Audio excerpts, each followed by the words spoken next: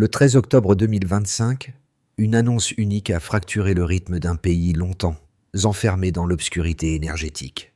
À partir de deux chiffres, 400 mégawatts et 200 km², elle a imposé une rupture que même les observateurs les plus attentifs n'avaient été pas anticipée.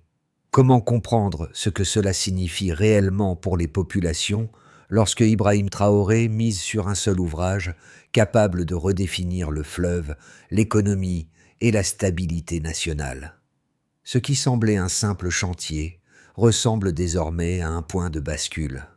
L'annonce du barrage a introduit une promesse inhabituelle, celle d'un pays capable de reconfigurer sa trajectoire économique en s'appuyant sur une seule infrastructure, mais avec un risque proportionnel à l'ambition. Dans un Burkina Faso longtemps marqué par les pénuries, l'idée d'une énergie fiable pour 2,5 millions de personnes fonctionne comme un levier stratégique. Elle redéfinit l'accès à l'éducation, la sécurité des hôpitaux et l'essor des activités productives, autrement dit, les fondations minimales d'un développement cohérent. Cette perspective ouvre un bénéfice direct pour le public, une stabilité énergétique capable d'alléger durablement les contraintes qui étouffaient les foyers et les services essentiels. Pourtant, cette promesse s'accompagne d'un enjeu tout aussi massif. La moindre faille technique ou sociale pourrait transformer l'ouvrage en point de fragilité nationale. Le pays avance donc sur une ligne tendue, où chaque étape, étude géologique, évaluation foncière, intégration solaire, devient une pièce décisive d'un équilibre plus vaste. C'est ce tensionnement entre espoir structurant et risque systémique qui définit les stakes réels du projet. Deux faits ont émergé dès les premières heures et ont changé la lecture générale du projet. 400 mégawatts de capacité initiale et 200 km² de réservoir. Ces deux valeurs, si simples en apparence, ont suffi à repositionner le débat sur l'énergie au Burkina Faso, en montrant que l'ambition dépassait largement la construction d'un barrage classique. Elles ont également commencé à répondre à la question posée dans le hook. Que signifie, pour un pays contraint par la pénurie, une telle montée en puissance pilotée publiquement par Ibrahim Traoré, dans un territoire longtemps marqué par des coupures fréquentes et un réseau électrique fragmenté? L'annonce du 13 octobre 2025 a agi comme une bascule structurelle. La promesse d'un ouvrage capable d'alimenter 2,5 millions de personnes n'a pas seulement résonné sur le plan technique, elle a immédiatement réorienté les attentes des institutions, des ménages et des acteurs économiques. Le gouvernement a dévoilé en parallèle une feuille de route en 3 étapes. Étude géologique pour sécuriser le socle, évaluation foncière avec compensation formelle, puis conception d'un système capable de résister aux crues saisonnières. Cette articulation a renforcé la perception d'un projet pensé en séquence, et non comme un pari improvisé. Simultanément, les partenariats russes sont apparus comme un levier technique majeur. Turbines avancée, supervision d'ingénierie et intégration d'un volet solaire visant à porter la capacité totale à 550 MW. Ce détail, souvent sous-estimé, constitue pourtant une pièce essentielle du puzzle énergétique, car il place le pays dans une logique hybride, rarement atteinte dans la région. Autour du fleuve Volta Noir, la dynamique a gagné en intensité. Les communautés riveraines ont commencé à anticiper l'impact de la future mise en eau. Les écoles techniques ont ajusté leurs programmes. Les autorités du Ghana et de la Côte d'Ivoire ont déclenché un suivi hydrologique transfrontalier. Ce faisceau d'actions parallèles montre que l'annonce n'a pas seulement dévoilé un chantier, mais a enclenché un mouvement national aux ramifications régionales. Dans les semaines qui suivent l'annonce, 2 trajectoires humaines deviennent les repères les plus lisibles de la transformation. Elles incarnent l'impact précoce d'un ouvrage encore loin d'être achevé, mais déjà capable de modifier les pratiques et les attentes de milliers de personnes. Le premier repère apparaît dans les centres de formation technique de Ouagadougou, où une cohorte d'étudiants bascule soudain dans un univers auquel elle n'avait jamais eu accès. Beaucoup découvrent pour la première fois des simulateurs de turbines, des modules de maintenance électrique ou des outils de supervision hydraulogique.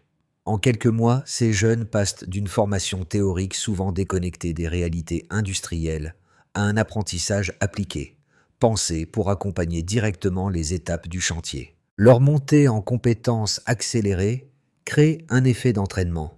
Elle réduit progressivement la dépendance du pays aux équipes étrangères et installe une nouvelle génération de techniciens capables de prolonger la dynamique du projet. Le second repère se situe plus au sud, dans les villages proches de la future zone de réservoir. Là, les agriculteurs ressentent déjà l'inflexion provoquée par les études hydrologiques et les premiers aménagements. Les ingénieurs expliquent comment la stabilisation future du débit pourrait améliorer les rendements de mil, de sorgho ou de coton. Certains exploitants réorganisent leur cycle de culture en prévision de cette régularité annoncée. L'infrastructure n'est pas encore en service, mais l'idée d'une irrigation stable suffit à modifier les décisions quotidiennes, depuis la planification des semences jusqu'à la gestion de l'eau. Ces deux microcases montrent qu'un projet d'énergie n'agit jamais seulement sur des câbles ou des turbines.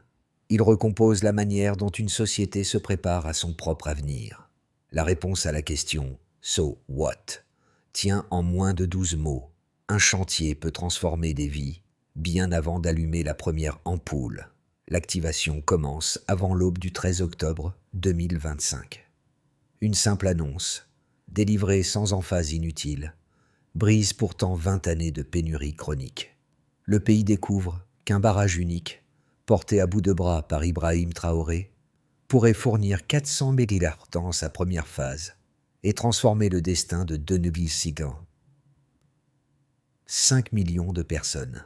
Les administrations réagissent immédiatement. Les ministères concernés déclenchent les études géologiques, foncières et environnementales dans un enchaînement rapide. Rien n'est encore construit, mais le tempo national s'accélère.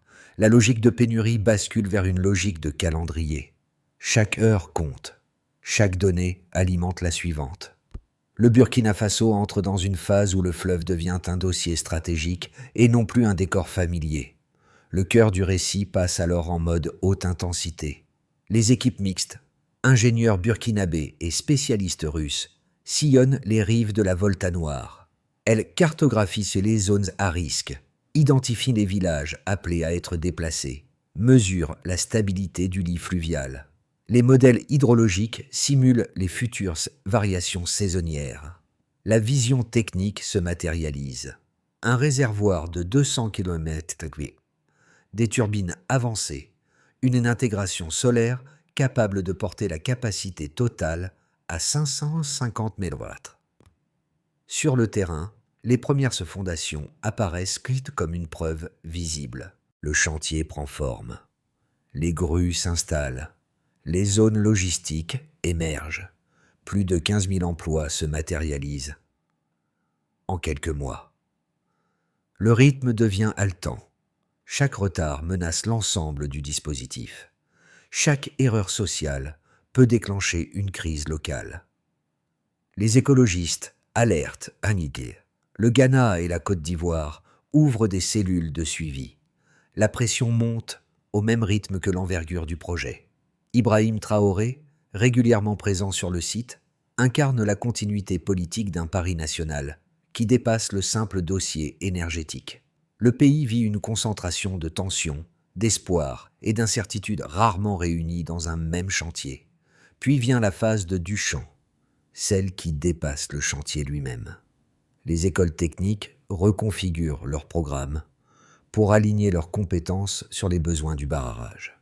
Les agriculteurs des zones en aval revoient leur cycle de culture selon les perspectives d'irrigation stabilisées.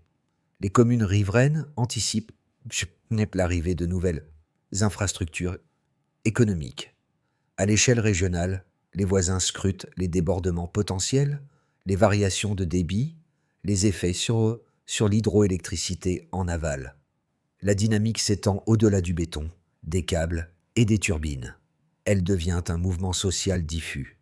Attentes croissantes, débats publics, réorganisation des priorités locales. Le pays s'ajuste autour d'un fleuve en mutation.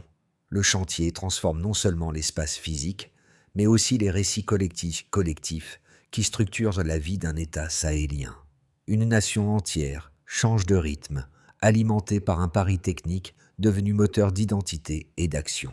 La progression du projet se lit d'abord dans un basculement clair, du besoin chronique vers une capacité initiale de 400 000 watts, soit un delta suffisant pour redéfinir l'accès à l'énergie dans un pays habitué aux coupures prolongées.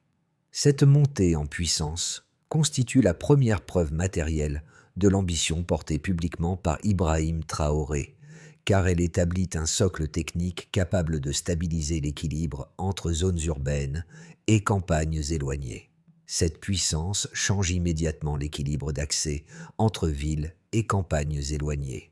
Le deuxième repère quantifiable est l'extension prévue du dispositif à 550 MW, mais grâce à l'intégration solaire, une évolution qui transforme un simple barrage en système hybride. Ce delta énergétique, rarement atteint dans le Sahel, permet de compenser les fluctuations hydrologiques saisonnières et d'assurer une production plus stable durant les périodes de faible débit.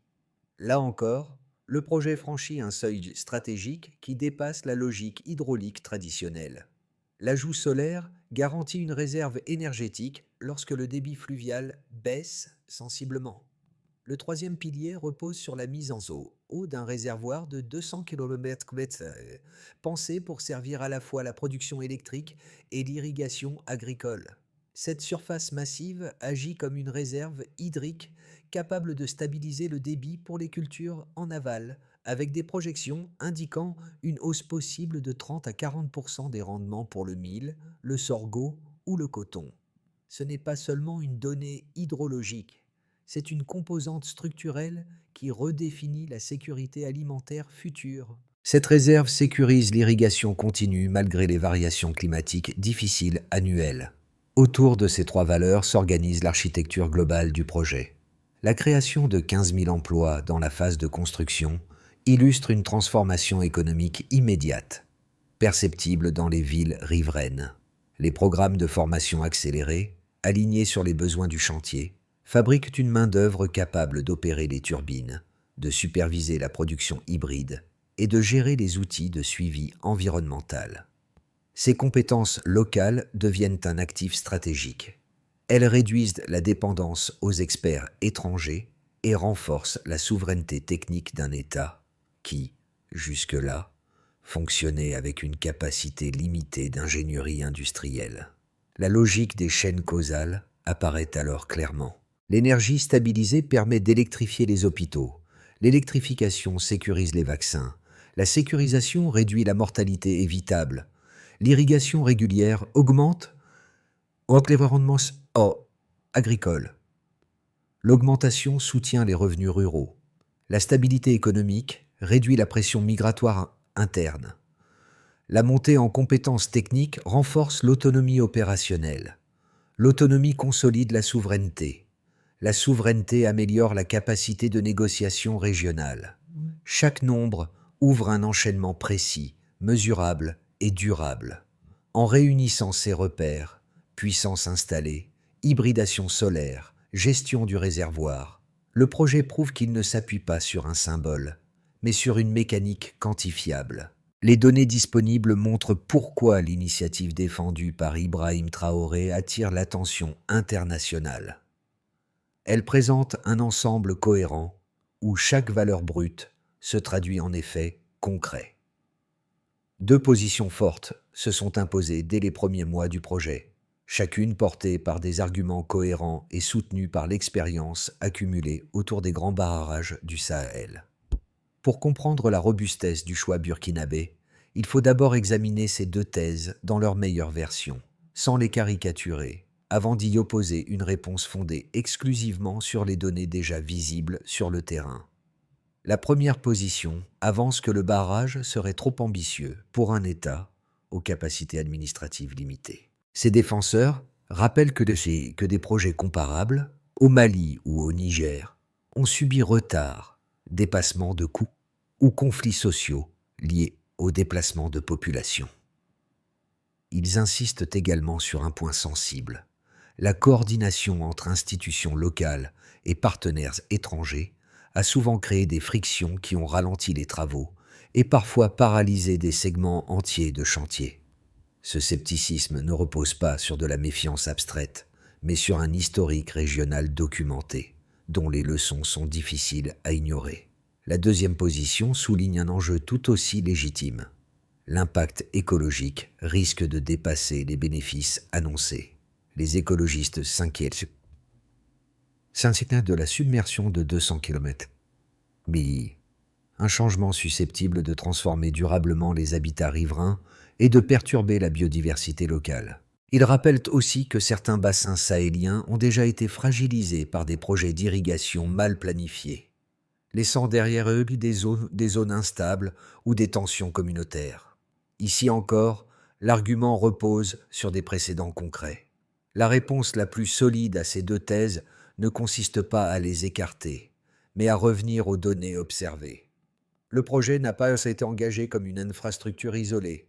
Il s'appuie sur une séquence structurée comprenant études géologiques préalables, évaluation foncière encadrée, conception résistante aux crues et intégration solaire destinée à porter la capacité totale à 5000 saka. Le chantier a déjà généré plus de 15 000 emplois, accompagné d'une formation accélérée des techniciens locaux, ce qui réduit progressivement les risques structurels. Enfin, les mesures environnementales, surveillance hydrologique, stabilisation du débit, planification de l'irrigation, montrent que l'impact écologique n'est pas ignoré, mais intégré dès les premières phases.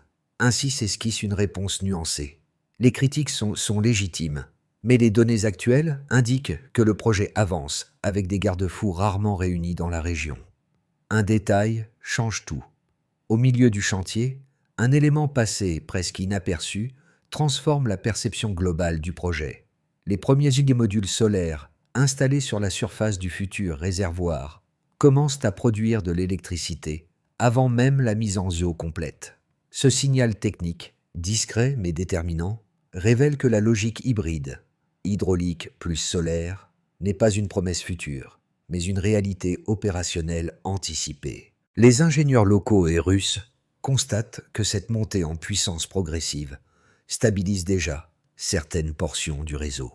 Les zones proches de la Volta Noire, longtemps habituées à des coupures imprévisibles, voient apparaître des micro-poches d'alimentation régulière.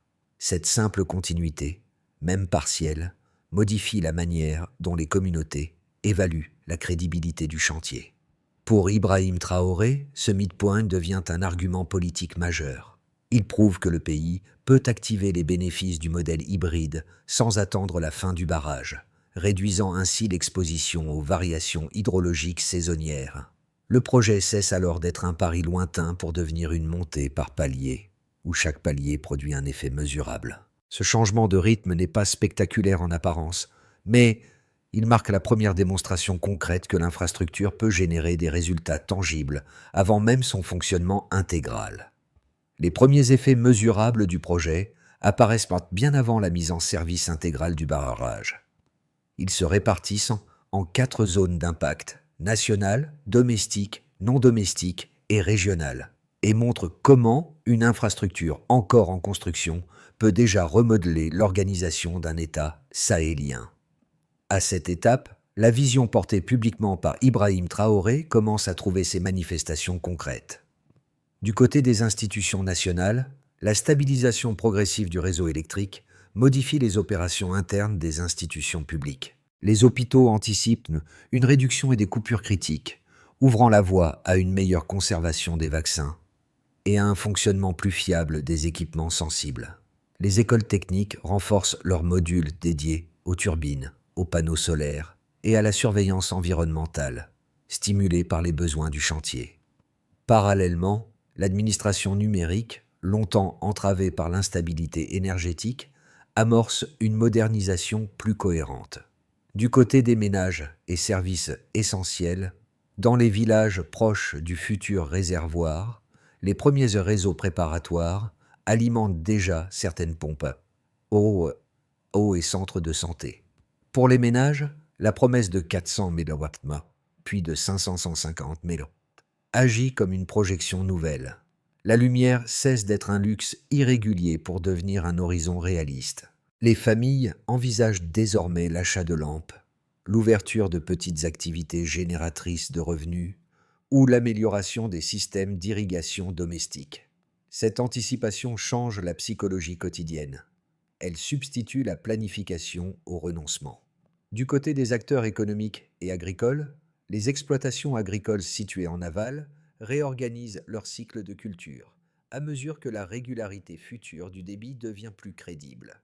Les ingénieurs annoncent une augmentation potentielle de 30 à 40% des rendements, modifiant ainsi les stratégies de production pour le mil, le sorgho et le coton.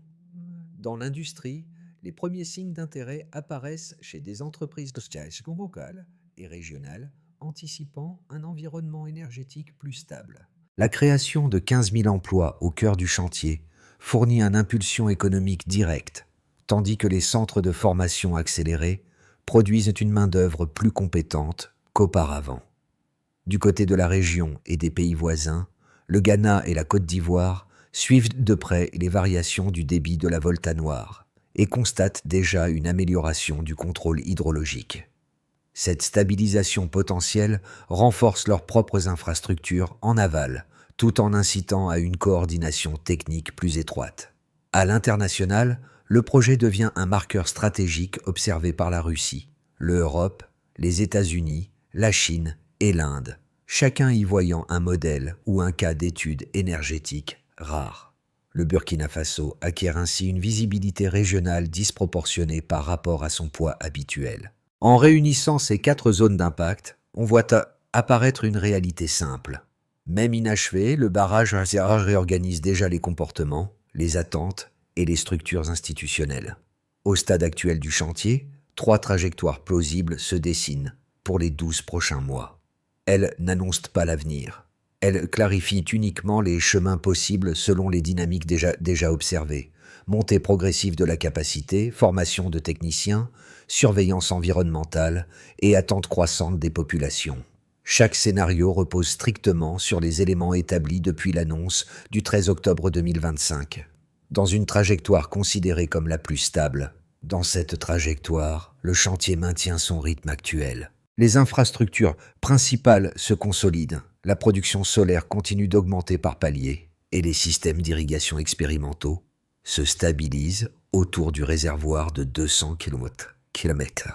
Les écoles techniques poursuivent la formation de nouvelles cohortes capables d'assurer la maintenance hydraulique et solaire. Les villages proches de la Volta Noire voient une amélioration progressive de l'accès à l'électricité sans distribution intégrale. La crédibilité du Burkina Faso auprès des partenaires reste solide. 2. Scénario optimiste.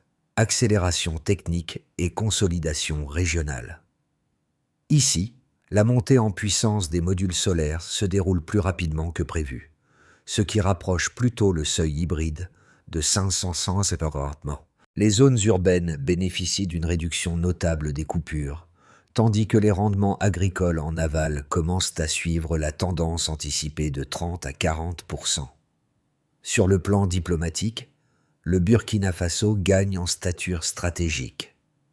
Ghana et Côte d'Ivoire renforcent la coordination hydrologique et plusieurs entreprises étrangères manifestent un intérêt plus affirmé pour des partenariats industriels. 3. Scénario critique. Retard technique et tensions locales. Dans cette hypothèse, des frictions logistiques, des contestations communautaires ou des complications environnementales ralentissent les phases clés. Les populations déplacées réclament des compensations supplémentaires. Les écologistes multiplient les alertes. Et la synchronisation entre équipes locales et partenaires étrangers devient plus fragile. Les effets visibles tardent, provoquant un décalage entre attente et réalité, ce qui réduit l'enthousiasme international. Quel que soit le scénario, une posture analytique s'impose. Penser en conditions plutôt qu'en prédiction. Autrement dit, identifier les variables qui accélèrent, ralentissent ou stabilisent le projet, formation, gouvernance, logistique, coordination régionale. sans chercher à assigner une probabilité arbitraire. Lorsque les premiers effets du projet commencent à se matérialiser, ce ne sont pas seulement les indicateurs techniques qui évoluent, ce sont les perspectives individuelles, les routines familiales et les attentes collectives. 3 groupes A, B et C voient leur quotidien se transformer de manière progressive, mais perceptible, chacun selon son rythme et ses besoins spécifiques. Ces transformations ne dépendent pas de la mise en service complète du barrage. Elles découlent directement des préparatifs, des formations et des aménagements déjà en place. Groupe A, les foyers éloignés des centres urbains. Pour ces familles, l'idée d'un accès régulier à l'électricité constitue déjà une rupture culturelle. Les villages proches du futur réservoir ajustent leurs soirées, réunions communautaires plus tardives, possibilité d'étudier après la tombée de la nuit, premiers achats d'appareils envisagés. La stabilité énergétique cesse d'être un rêve incertain pour devenir une perspective crédible, suffisante pour modifier la manière de planifier l'avenir familial. Groupe B, les jeunes, en formation et les nouveaux techniciens. Les centres de formation accélérés redéfinissent les trajectoires professionnelles. Des jeunes longtemps destinés à des emplois irréguliers découvrent un horizon de compétences durables. Maintenance hydraulique, installation solaire, surveillance environnementale. Les premières promotions participent déjà aux travaux, créant un lien direct entre apprentissage et responsabilité. Pour eux, le chantier est bien plus qu'une infrastructure. C'est une mobilité sociale tangible. Groupe C, les petits producteurs agricoles et les commerçants locaux. La perspective d'une irrigation stabilisée influence déjà les décisions stratégiques des exploitants. Certains ajustent leur cycle de culture, convaincus que la régularité hydrique annoncée pourrait améliorer les rendements. Dans les bourgs riverains, les commerçants anticipent un dynamisme accru, marché plus actif, nouvelles échoppes, flux économiques élargis. Le barrage devient ainsi un catalyseur d'activité avant même d'être pleinement opérationnel. En observant ces 3 groupes, on comprend que la transformation ne réside pas uniquement dans la taille de l'ouvrage, mais dans la manière dont il réoriente les comportements du quotidien. Dans la seconde moitié du chantier, la question n'est plus de savoir si le projet avancera, mais comment garantir que les ambitions portées par Ibrahim Traoré se traduisent en résultats durables. Pour répondre à cette exigence, une loterie en 5 étapes s'impose, structurée autour des responsabilités, des échéances et des indicateurs mesurables déjà présents dans le projet. La première étape consiste à responsable, ministère de l'énergie plus ingénieurs russes, action, finaliser les protocoles de maintenance hydraulique et calibrer les modules solaires déjà actifs. Calendrier, avant la montée complète du réservoir, indicateur, taux de disponibilité des turbines pilotes, place cohérence, des relevés hydrologiques. La deuxième étape vise à responsable. Ministère de l'Action sociale, plus autorité locale. Action. Garantir compensation. Stabiliser zone d'accueil. Assurer services essentiels. Calendrier. Par phase selon avancement du remplissage. Indicateur. Satisfaction communautaire. Plus accès effectif à l'eau, santé, éducation. La troisième étape cherche à responsable. École technique. Plus partenaires internationaux. Action. Certifier compétences en maintenance, hydroélectrique et gestion solaire. Calendrier. Avant mise en service intégral. Indicateur. Nombre de techniciens certifiés vos besoins opérationnels. La quatrième étape consiste à responsable. Ministère de l'Agriculture plus hydrologue. Action.